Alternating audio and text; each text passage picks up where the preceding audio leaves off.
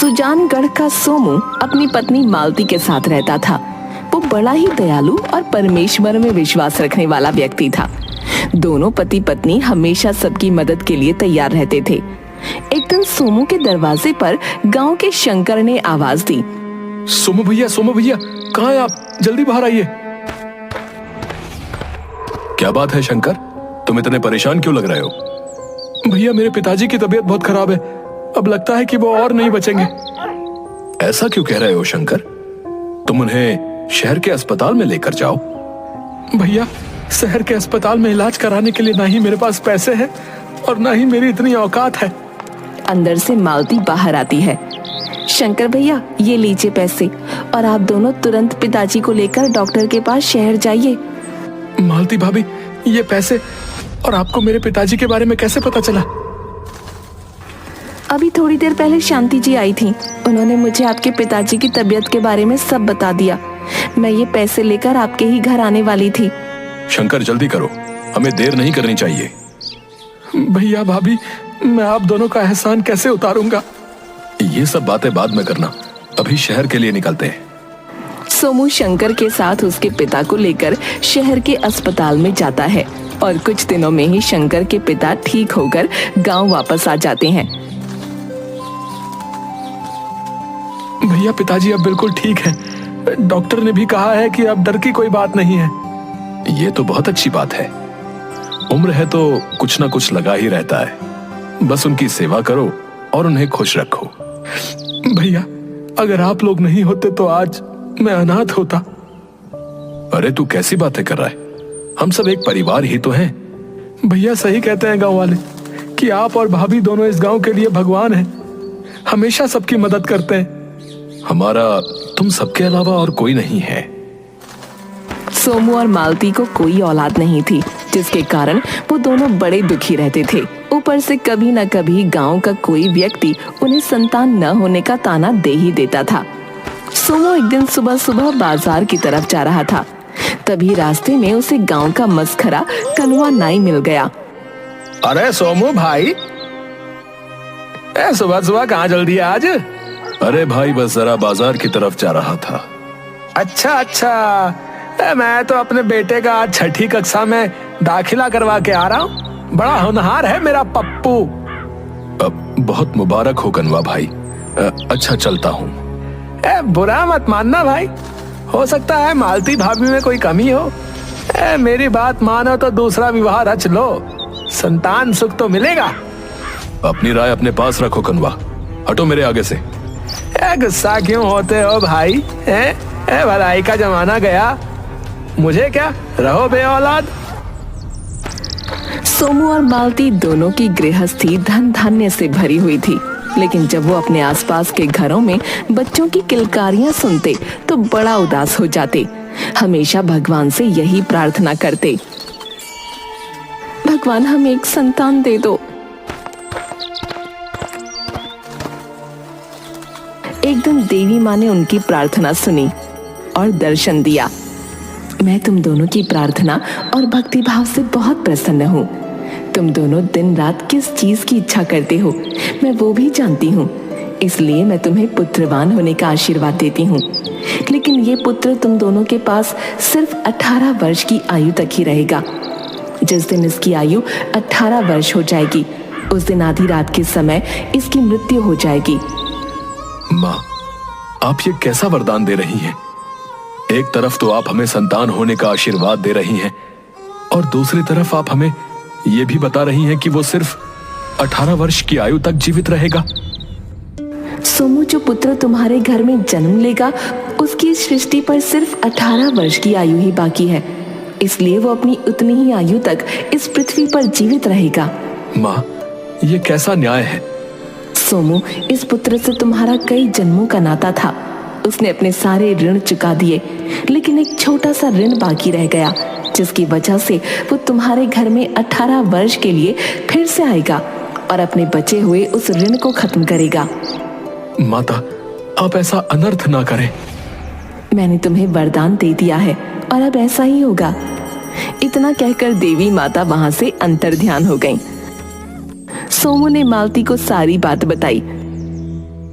मालती बड़ी प्रसन्न हुई। उसने कहा, कोई बात नहीं, कम से कम 18 वर्ष तक वो हमारे पास तो रहेगा और हमारे ऊपर जो कलंक है कि हम निसंतान हैं, वो तो खत्म हो जाएगा। परंतु 18 वर्ष के बाद वो हमें छोड़कर चला जाएगा। दिल छोटा क्यों कर रहे हैं? ऊपर वाले ने हमारे लिए जो सोचा है वो अच्छा ही होगा। कुछ समय बाद मालती गर्भवती हुई। उसने एक बहुत ही सुंदर से पुत्र को जन्म दिया। दोनों ने उसका नाम गणेश रखा। इकलौता और प्रिय पुत्र होने के कारण उसका पालन पोषण बहुत अच्छे ढंग से किया गया। समय के साथ वो बड़ा होने लगा और जल्द ही एक सुंदर युवक बन गया। कुछ दिनों से मैं देख रही हूँ आप उदास रहने लगे हैं। क्या बात है? सब ठीक तो है? तुम क्या पूछ रही हो? क्या तुम देवी माँ का दिया हुआ वरदान भूल गई? मैं कुछ भी नहीं भूली हूँ, मुझे सब याद है। अब हमारा पुत्र 17 वर्ष का हो चुका है और उसकी आयु का सिर्फ 1 वर्ष बचा है। इसलिए मैंने निर्णय लिया है कि हम गणेश का विवाह जल्द कर देंगे। तुम पागल हो गई हो? तुम्हें पता है कि हमारा पुत्र सिर्फ 1 वर्ष और जीवित रहने वाला है, फिर भी तुम उसका विवाह कराना चाहती हो? हर माँ बाप की तरह मैं भी अपने पुत्र का विवाह देखना चाहती हूँ। मैं कोई अनोखी बात तो नहीं कर रही। अनोखी बात ही कह रही हो तुम। तुमने कभी सोचा है कि तुम अपनी खुशी के लिए उसका विवाह तो कर दोगी, परंतु जिस किसी की पुत्री को अपनी बहू बनाकर लाओगी, उसका 1 वर्ष के बाद क्या होगा? मुझे सब कुछ पता है। अगर तुम्हें पता होता तो तुम ऐसी बातें नहीं करती। एक कम उम्र की लड़की का विधवा होकर जीवन व्यतीत करना कितना कठिन है, क्या तुम्हें नहीं पता? मुझे पता है, लेकिन पता है क्या, आपको नहीं पता कैसे सावित्री ने अपने पति के प्राण यमराज से वापस लिए थे। क्या पता हमारी बहू के भाग्य से हमारे पुत्र की आयु बढ़ जाए। तुम्हारा दिमाग खराब हो चुका है। तुम पुत्र मोह में पागल हो गई हो। जब देवी माँ ने साफ साफ हमें कहा था कि हमारे पुत्र गणेश की आयु सिर्फ 18 वर्ष है और जिस दिन वो 18 वर्ष का होगा उस दिन आधी रात को उसकी मृत्यु हो जाएगी। मुझे सब याद है, आप बार बार ये बात मुझे याद मत दिलाइए। मैं बस इतना जानती हूँ कि मुझे अपने पुत्र का विवाह करना है और मैं उसे हर सुख देना चाहती हूँ। सोमू गुस्से से वहां से चला जाता है। मालती लगातार अपने पुत्र गणेश के विवाह के लिए सोमू से बोलती रहती है। अंत में सोमू गणेश का विवाह करवा देता है। विवाह के बाद सोमू अपनी बहू को ज्यादातर उसके मायके ही भेज देता। जल्द ही गणेश की आयु 18 वर्ष पूरी होने का समय निकट आ गया। सोमू और मालती दोनों ही उदास रहने लगे। एक दिन मालती, आप बहू को उसके मायके से वापस ले आइए। नहीं, उसे अपने मायके में ही रहने दो। इतनी कम उम्र में अपनी आंखों के सामने अपने पति को जाता हुआ वो देख नहीं पाएगी। मुझे कुछ नहीं पता, आप कल ही जाएंगे और बहू को उसके मायके से वापस लाएंगे। एक बार फिर मालती के आगे सोमू की एक न चली और वो शारदा को लेने उसके मायके चला गया।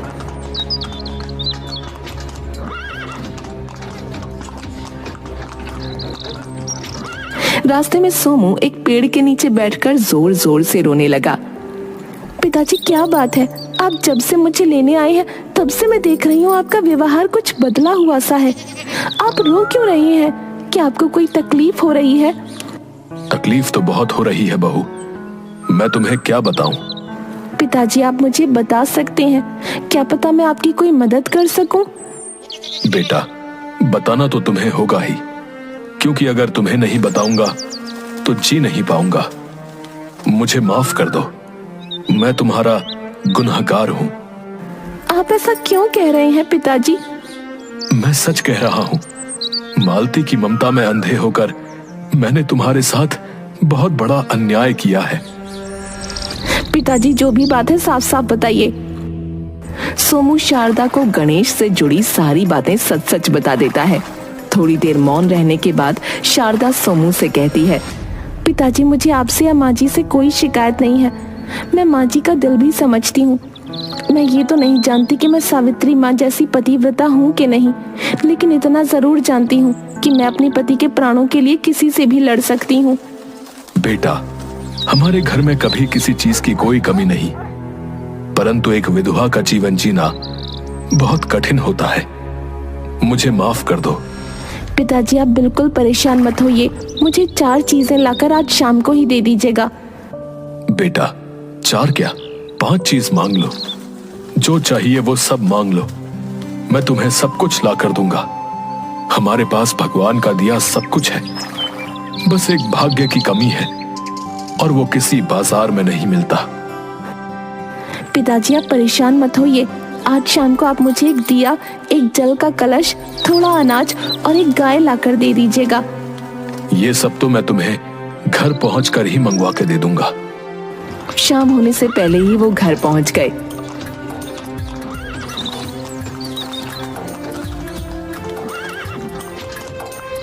और सोमू ने सारा सामान मंगवा दिया। शारदा ने सोमू और मालती के पैर छुए और उनसे कहा, आज रात को हमारे कमरे में कोई ना आए, भोजन के बाद सभी नौकरों को छुट्टी दे दीजिए और आप दोनों भी अपने कमरे से बाहर मत आइएगा। बहू तुम क्या करने वाली हो? माँ जी आप दोनों मुझ पर भरोसा रखिए, ये मेरी एक कोशिश है अपने सुहाग को बचाने की, बाकी विधि के आगे मैं कुछ नहीं कर सकती हूँ। रात के पहले पहर होने से पहले ही शारदा ने दरवाजे पर दीपक जलाकर रख दिया। थोड़ी देर बाद यमराज के 2 दूत दरवाजे पर आए। यही घर है जहां से आज हमें एक युवक के प्राण लेने हैं।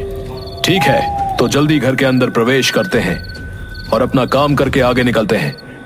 जैसे ही वो घर के अंदर प्रवेश करने लगे तो दीपक में से आवाज आई, तुम अंदर नहीं आ सकते हो, इस दरवाजे पर मेरा पहरा है।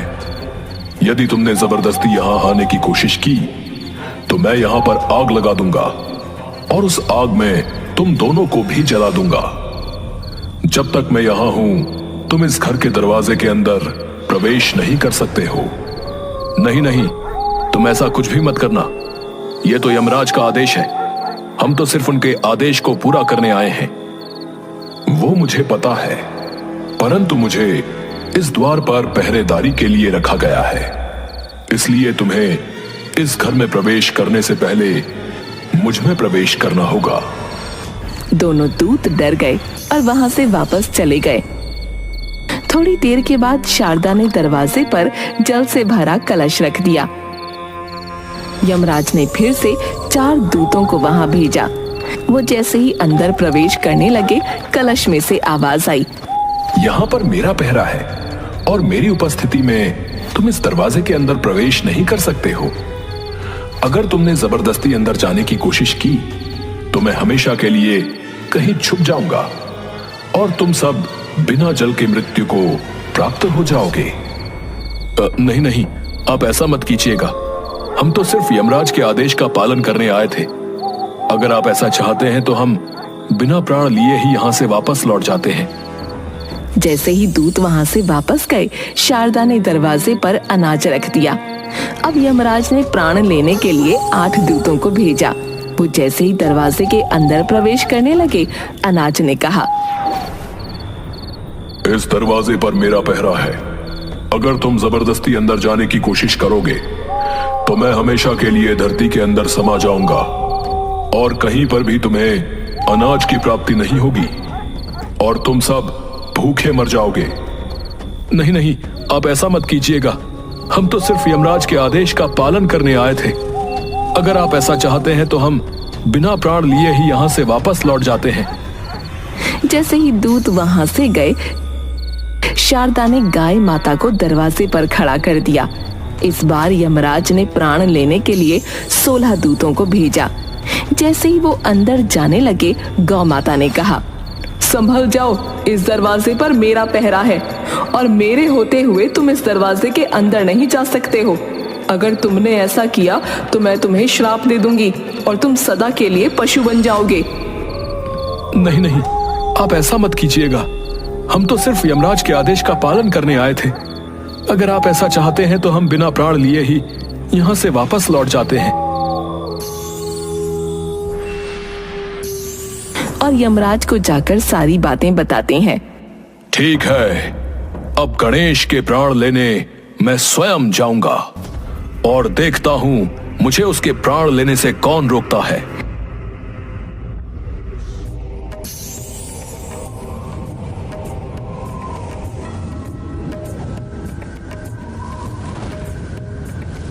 यमराज जैसे ही सोमू के दरवाजे के अंदर प्रवेश करते हैं, शारदा यमराज के चरणों पर फूलों की वर्षा करती है और उन्हें नतमस्तक होकर प्रणाम करती है। यमराज का आज तक किसी ने ऐसा स्वागत नहीं किया था। वो बहू के द्वारा किए गए स्वागत से प्रसन्नचित्त हो जाते हैं। सदा सौभाग्यवती रहो पुत्री।